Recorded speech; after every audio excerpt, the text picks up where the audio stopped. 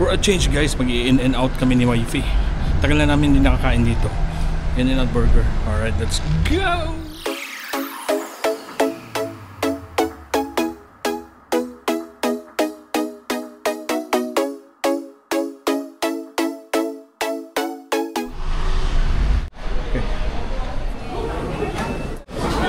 Check that out. Alright, ganun nakabilis.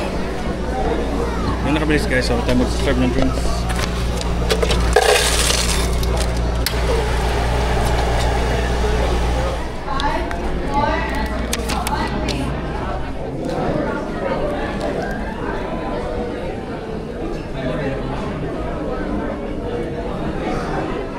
Alright guys, so dito kami sa In-N-Out sa may Glendale Galleria Mall sa may Americana actually.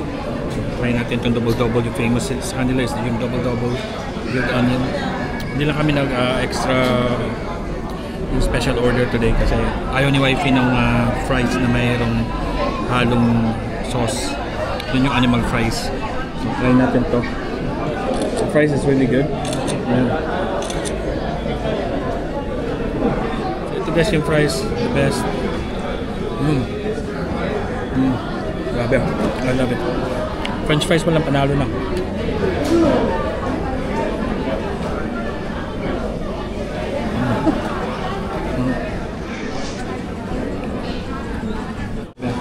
love this burger. Then, oh, boy, look at that. Check that out.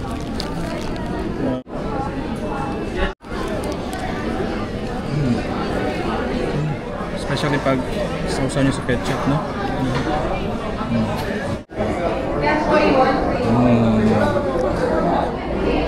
So almost halfway na ako guys, as you can see.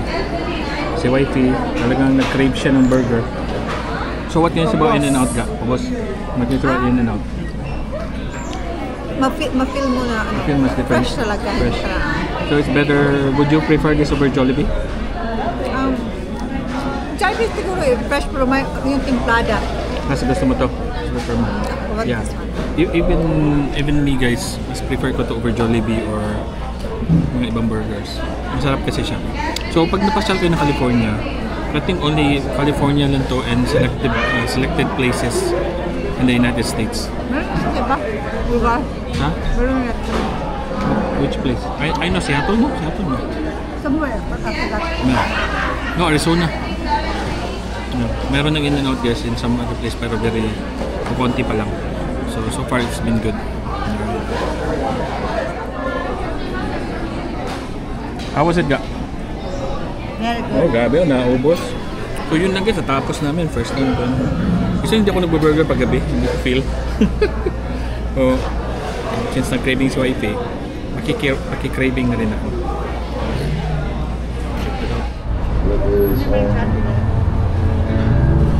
Alright guys, tapos na kami dito sa In-N-Out. So, pasyal muna kami dito sa kabilang mall. Baburn lang namin yung nakain namin. Okay ka lang? Yes.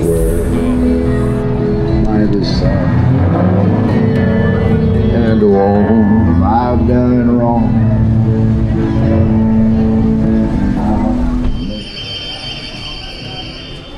Okay guys, dito kami sa Apple Store. Tingin-tingin kami ng case para sa mga phones namin. Alright. Overrated tong Apple guys, grabe. Pero, ewan ko, for some reason, bumibili pa rin kami. Kamasal siya sa? 15 to 16, the same, almost the same lang. Yeah. Kung hindi ka naman particular sa mga video, sa mga camera, you won't see the difference. Yeah. Kasi yung difference siya yung Apple TV. Okay, nice color, purple. That's my favorite color. I can't hear her. Hindi ko siya marinig, grabe. Ganda ang tunog. Yeah. Guys, we're debating. Sabi ko kay Wifey, bibili ako ng used na AirPod Max. Sabi niya. My God. So what's wrong with used? Sanitize na yan. Sanitize? Sino mo mag-sanitize? Ikaw? Kung nakatipid ka, $200 less. Sa imong shoes, di ka ganahan og shoes na. Hindi naman used shoes. Used na. Pareha na siya. Pareha na gusto ka. Nagdidebate kami guys kung bibili ako ng used na AirPod Max sa Amazon. Why na lang? Kasi 200. Let's buy. Let's buy? It's good. Ikaw mo ba yan?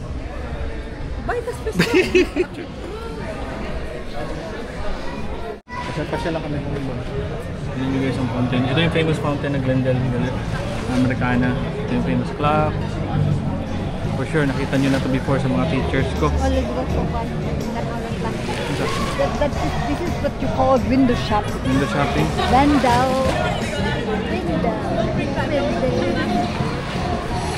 Siguro guys, memorize. Siguro memorize na namin to guys, itong Americana pa. Kahit nakapikit kami. Kasi palagi kami dito. Nakapikit kami ni Wifey.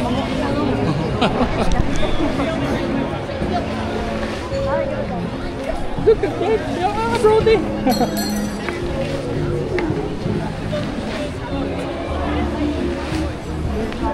So you were wondering bakit dito kami pumunta ni Wifey. Convenient kasi ito guys, malapit na sa bahay. Siguro mga 30 minutes, 20 minutes. The parking is easy. At yeah, maganda mga stores. And of course the restaurants. Feel namin ng restaurants maganda. Diba? Masarap yung mga restaurants dito. Punta kami ng Tesla or Limon.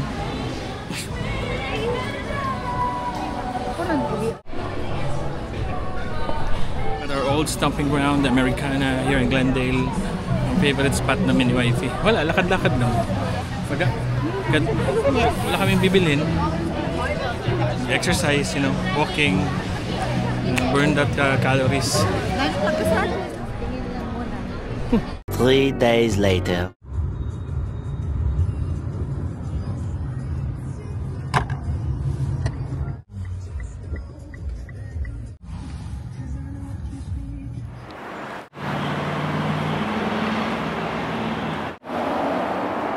Shout out mga kabisdak. So dito kami ni Wifey sa very first McDonald's here sa US or ever in the world, no?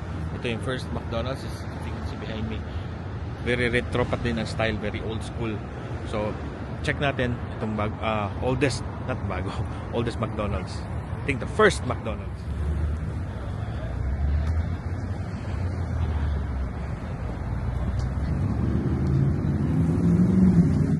Check natin guys kung the same lang ang food sa regular McDonald's guys. Alright, let's go.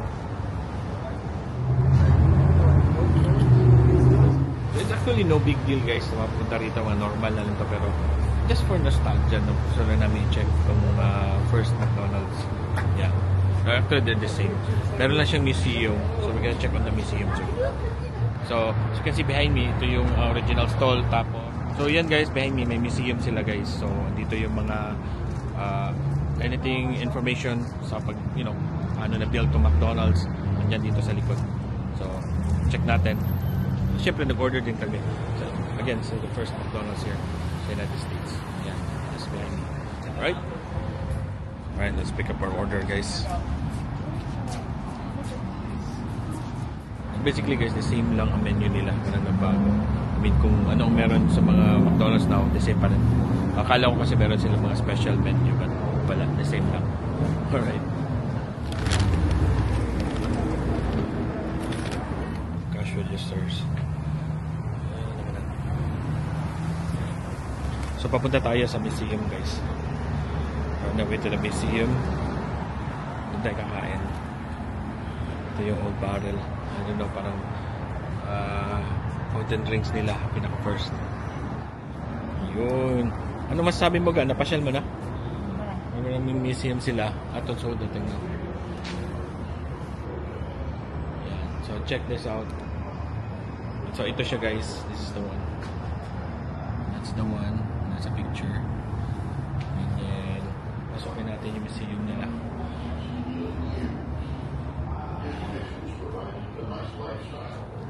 Wala. Masok ka? Okay.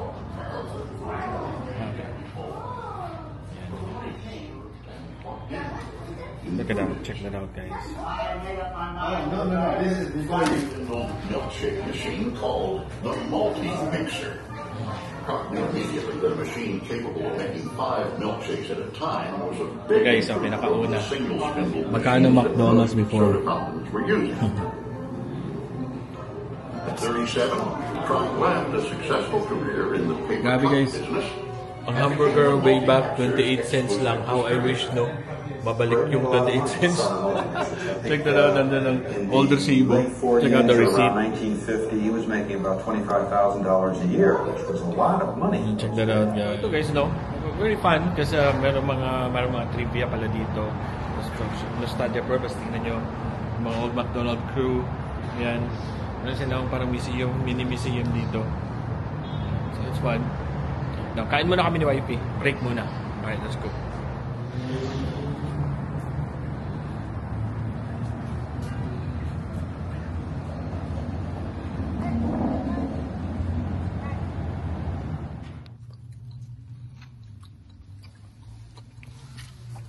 So guys, nag-chicken nuggets lang kami guys kasi light lang kakain namin today.